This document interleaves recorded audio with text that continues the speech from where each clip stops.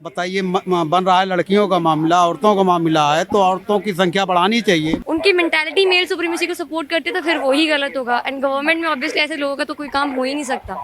मतलब दहेज के लिए जल्दी एकदम बहुत अर्ली एज में भी शादी करवा देते, तो मुझे ऐसा लगता है कि 21 एज होनी चाहिए। वैसे तो लिखा पढ़ी में हमारे यहाँ 18 साल है, हमारे इंडियन उसमें, लेकिन ये वैसे देखा जाए तो 16 साल से ये बालिग हो जाती है, तो 18 साल बेहतर है।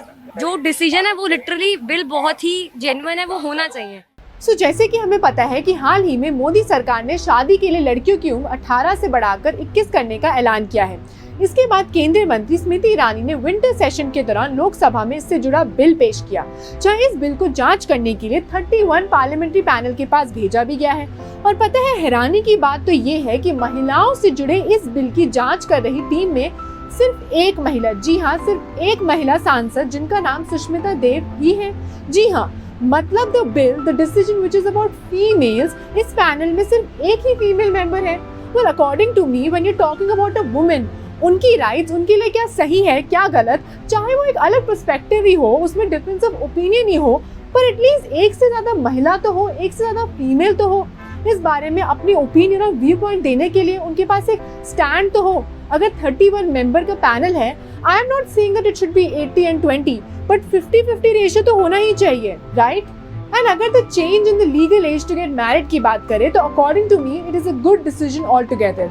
But yes, for me the best age would be जब एक औरत एक independence and maturity level attain कर ले और हासिल कर ले, then that's the right time and way to go. चाहे वो 21 हो, 25 हो, 30 हो या 40 हो, and in the end it's her choice all together. जब उनको लगता है that she has touched those parameters, then it's the right time. ये तो था मेरा opinion. Let's find out the common man's and other individuals perspective, and जो panel पर सवाल उठ रहे हैं उस पर लोगों की क्या राय है। Let's find out. तो पहले तो आपका नाम बताएंगे। नरवीर जनार था जी, और आपका? मेरा नाम खुर्शीद अहमद है। तो पहले आप बताएंगे कि आपका इस पे क्या कहना है।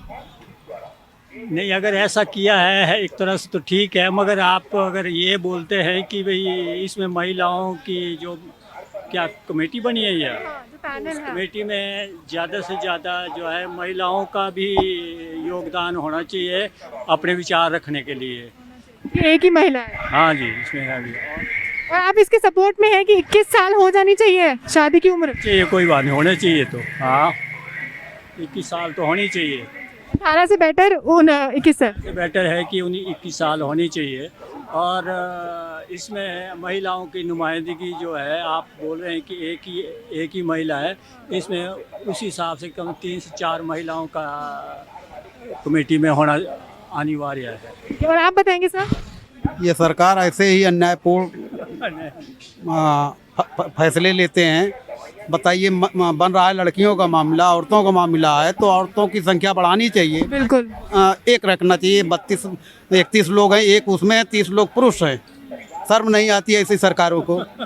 नंबर एक चीज़। दूसरी चीज़ ये है कि जब हमारा कोई डिमांड नहीं है लड़कियों की तरफ से, औरतों की तरफ से, तो ये बिल क्यों लाया जा रहा है, ये भी गलत है। अभी जैसे किसान वाला बिल वापस लिए, इसको भी वापस लेंगे जब आंदोलन होगा लड़कियों का। तो तीसरी चीज़ है लड़कियों की एज बालिग, वैसे तो लिखा पढ़ी में हमारे यहाँ 18 साल है, हमारे इंडियन उसमें, लेकिन ये वैसे देखा जाए तो 16 साल से ये बालिग हो जाती है, तो 18 साल बेहतर है। 18 साल उनका रहना चाहिए। 21 क्यों कर रहे हैं? 21 गलत है। ये सरकारें जो हैं सिर्फ इसी तरीके से उलझाती रहती है जनता को। ये बस आपके हिसाब से सब उलझ रहे हैं और कुछ हो नहीं पा रहा है। कुछ नहीं होना है। लेंगे, बनाएंगे, वापस करेंगे, ऐसे तमाम बिल लिए हैं, वापस लिए हैं, ऐसे करते रहेंगे। और ख़ास करके ये वर्तमान सरकार महिलाओं के लिए, लड़कियों के लिए, नौजवानों के लिए, बेरोजगारों के लिए जितने भी इनके फैसले हैं सब गलत हुए हैं। एक भी फैसला दुरुस्त नहीं है। So they're totally against the present government and that's his point of view. Thank you, sir. उस चीज़ को सपोर्ट करने के, उस चीज़ को ठीक करने के, तो ऑब्वियसली उनका डिसीजन भी ठीक होगा। उनकी मेंटालिटी मेल सुप्रीमेसी को सपोर्ट करती है तो फिर वही गलत होगा। एंड गवर्नमेंट में ऑब्वियसली ऐसे लोगों का तो कोई काम हो ही नहीं सकता। So you mean to say that the end decision is what that matters? बीच में कितने पैनल में क्या लड़के हो लड़की हो, क्या रेशियो? Nothing doesn't matter. जो डिसीजन है वो लिटरली बिल बहुत ही जेन्युइन है, वो होना चाहिए। इफ अगर कोई गर्ल अपने आप में जब तक डिपेंडेंट नहीं, इवन 21 क्या, इवन दैट थिंग कि जब तक उसके पास कोई डिग्री, एक स्टेबल जॉब नहीं है, स्टेबल अर्निंग नहीं है, उसे शादी नहीं करनी चाहिए। कि खुद इंडिपेंडेंट हो और मेच्योर हो, that's your thing.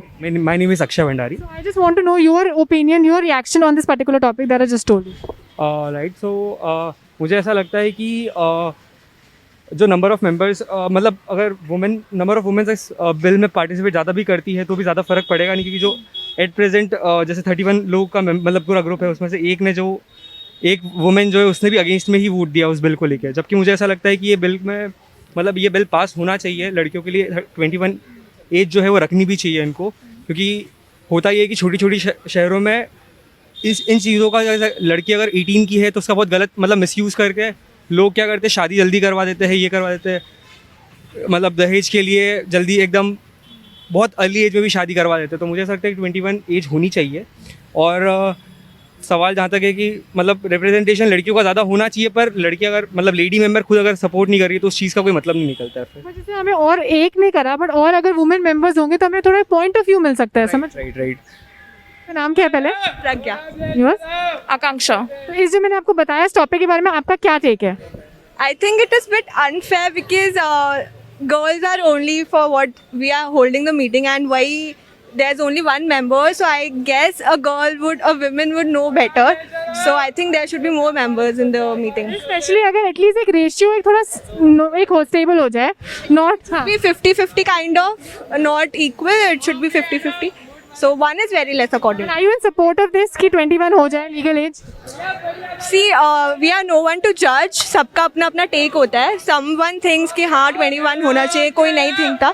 So I think it depends. जैसा जिसको ठीक लगे. Someone gets mature enough and they are ready to get married at 21. So I'm no one to tell whether it's right or not. But if I am a girl and I am ready to get married and get settled at the age of 21, I think it's okay. But when it comes to meeting and legalizing this age, I guess more of women should be there. Women should be there. आपको क्या? You have anything? See, I totally agree with what my friend said. And when it comes to 21 being the legal age, I think 21 age is not just age is just a number when it comes to love. So if you really do find your partner and you feel you trust your guts, I think age should not come in between that, because we see so many older men getting married to younger people.